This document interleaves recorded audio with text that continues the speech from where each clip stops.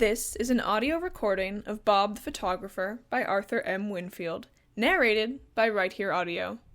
Chapter 27, Bob Makes a Find. Everyone in the sitting room was astonished. Bob sprang to his feet. "You're sure it's gone?" he demanded. Frank continued his search, each movement growing paler. "Yes, it's gone," he groaned. $1,800. What will the firm say?" "When did you feel to see if it was safe last?" asked the young photographer. "When I jumped up into the tree to get out of the way of the bloodhounds." "And you're sure you had it then?" "Yes." "Then you must have dropped it while running here. Perhaps it jounced out of your pocket." "Maybe it did. My head hurt so before you tied it up I didn't give the money a thought." "Well, the best thing to do is to go back for it," said Bob promptly. "The quicker the better." "What? Go back to Raymond's?" screamed Mrs. Larchmont. "He will kill you." "It's tremendously risky," said the old man with a shake of his head. "Never mind, it's got to be done," said Bob. $1,800 is a lot of money." "Yes, I must go back," said Frank. "What would the firm say if the money was lost? They would most likely discharge me and maybe say I gambled it away or something like that." "Will you lend us a lantern?" asked Bob, turning to Larchmont. "Certainly." "You need not go, Bob. I can go alone." "No, indeed, Frank. We stick together to the end." The old farmer left the sitting room and presently returned with a lantern and a blunderbuss. "You might as well take the bus along, too," he said. "It's a putty good shooting piece." "Thank you, but I think our pistols will do if you have any cartridges around." "Timothy had cartridges for his pistol," put in Mrs. Larchmont. "They're up in his closet. I'll get 'em." She soon returned with the cartridges, which luckily just fitted the pistol Bob carried. It took but a moment to load, and then the boys were ready to start back. "I'd go only my rheumatism is wuss," said old Larchmont apologetically. "Indeed you wouldn't," put in his wife. "I wouldn't let you go for twice $1,800 there now." The boys were stood on the road. The lantern shone brightly, lighting up every foot of the way. "I trust we find it before we get anywhere near Raymond's," said Frank. "I have no desire to get into another tussle with him." "Neither have I," returned Bob. "But, Frank, keep your pistol ready for use. We don't want to waste words with such a desperate character as that hotel keeper." "I agree with you. Here is my pistol right in my coat pocket, and I'll carry mine in my hand. You take that side of the road while I take this, and carry the lantern as low as possible."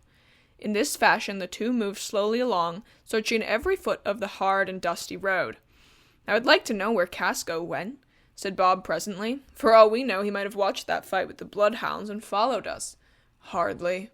If he escaped across the brook, he most likely set out to join Barker and Grogan. He would leave Raymond to settle the row here." "I wish they were all in jail," sighed Bob.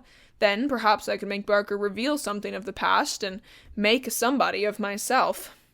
"You'll make a somebody of yourself anyway, Bob," returned Frank encouragingly. "You've got too much grit to fail." But Bob shook his head as if the idea of never finding out the secret of his life did not please him. Quarter of an hour later they came to a halt. They had reached the boundary line of Raymond's place, and still the money had not been found. "If we keep the lantern lit, they will surely see us," said Bob. "You'd better put it out." "But how are we going to find the money in the dark?" "By feeling for it. I know exactly the way we came in. I will lead on." Frank, after some hesitation, put out the lantern. The first streaks of the early dawn were now appearing, and it was not so dark as he had anticipated. Bob was several yards ahead, moving along slowly, with his eyes bent on the ground. Suddenly he gave a low cry. "Here it is!" "You have it?" inquired Frank, running up. "Isn't this the roll?" "Yes." The young man's face took on a look of relief. "Oh, how thankful I am!" "Better examine it and make sure," suggested Bob. "Oh, it must be all right." Nevertheless, Frank hastily undid the paper and elastics which were placed around the roll of money and began to count the bills. So absorbed did both he and Bob become that they did not notice the approach of a tall form from a mass of shrubbery which grew close to the road. The newcomer was Jim Casco, who was on his return to Raymond's Hotel, satisfied that for the present at least it was safe to do so. Casco was astonished to come upon the pair, and still more taken aback to behold them at work, counting a big roll of bills. "What does this mean?" he muttered to himself. "They can't have been so near all this while." He drew closer and nervously clutched the heavy stick he held in his right hand.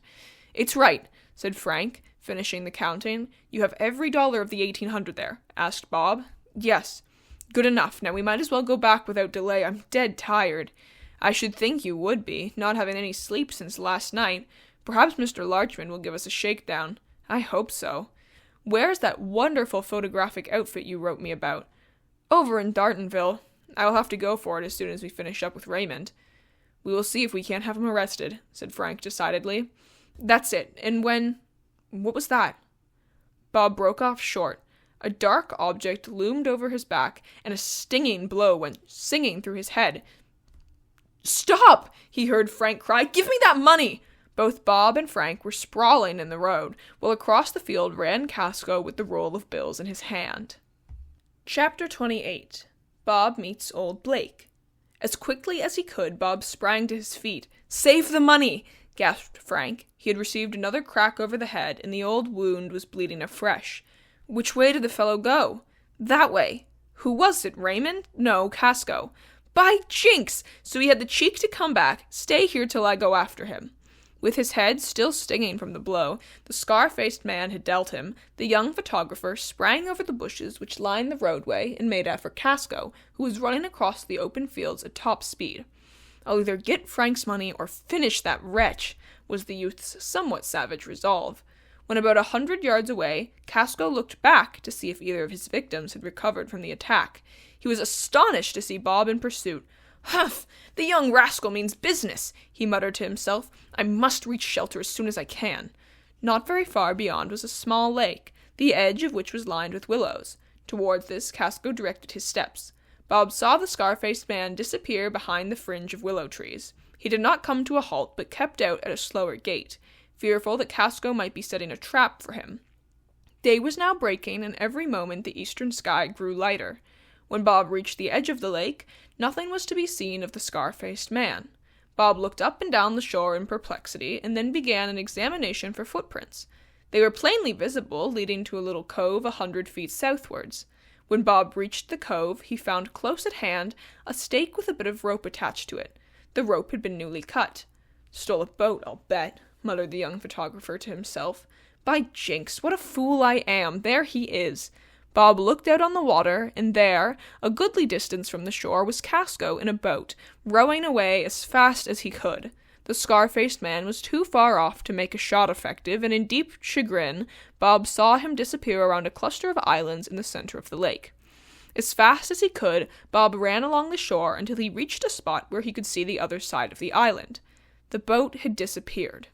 At first, the young photographer could scarcely believe his senses. What had become of Casco in the craft? Perhaps she filled with water and sunk, thought Bob. In that case, he would have to take to the islands. I wish I could keep him there till I could get assistance. But Bob knew better than to leave the spot at once. Casco was a wily villain, and not one of the kind to be caught like a rat in a trap. As soon as I disappear, he'll think I've gone to summon assistance, and then he'll come ashore, was the way Bob reasoned. I think I'll play a watching game. Bob sat down on a rock, out of sight of the islands, and waited. 10 minutes passed, and he saw nothing to command his attention. He is certainly taking his time, thought the youth. Hello? What's that? Bob's attention was attracted to a small boat which had suddenly shot out from the opposite shore. The craft contained a single occupant, an old man who worked away at the oars in a feeble way. He must be going to the islands too, thought the young photographer. This begins to look interesting. Bob watched the old man with keen interest. In less than 10 minutes the islands were reached, and the second boat disappeared as the first one had. Who can that old chap be? Was Bob's mental question. Can he know Casco? 5 minutes more passed, and the youth heard a well-known whistle to which he had once responded. In a fraction of time, Frank was at his side. I couldn't stay any longer, said the young man. Where's Casco? On one of those islands. You don't say! How did he get over? On a boat, and just now another man went over on a second boat. This is Catfish Lake, and they say the islands are haunted. I don't believe in ghosts, declared Bob. Neither do I. How is your head? It feels thick, but it doesn't ache, so I think I can stand it. What do you propose to do? Get back your $1,800? Are you going to stay here until Casco leaves the island? Either that or pay the island a visit. I wonder if there's another boat anywhere. I don't know. There ought to be. If you'll watch the islands, I'll take a look around. I will. Sitting still just suits me. Then maybe we'd better watch all day. But to this, Frank demurred. He was too anxious to get back the stolen money.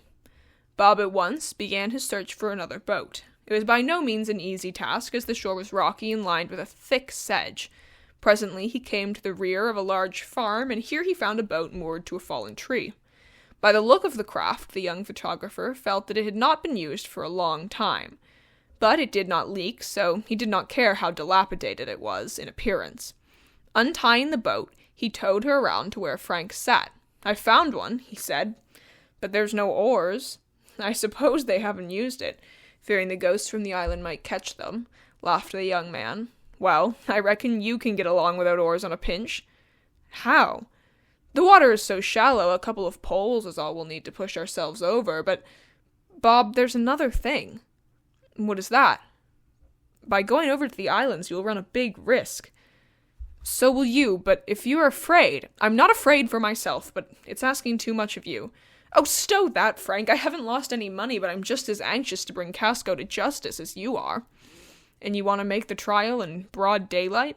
"If you say so, yes. We're both armed, and we ought to have a good show to come out on top of Casco." "That's true." "If he begins to fire at us, we can come back and wait."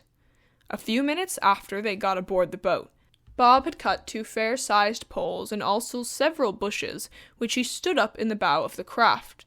"That will destroy his aim if he pulls on us," said the youth. It was hard work poling the boat along, as the bottom of the lake was for the most part rocky and the poles slipped. Once Frank nearly went overboard, but Bob caught him by the arm in time to save him. They had now come within 100 feet of the island, and still nobody made his appearance, nor did they see a single sign of hostilities. "Maybe he skipped," said Frank. "I don't see how he could. Come on. We will run in this inlet and jump ashore. Got your pistol handy?" "Yes." "Hold on till I take a good look ahead." Bob stood up in the bow and parted the bushes. At the moment that he did so, there reached them a most agonizing scream. "Help me! Oh, save me!" The cry came from behind a grove of willow trees close to the shore. "That isn't Casco's voice," exclaimed Frank.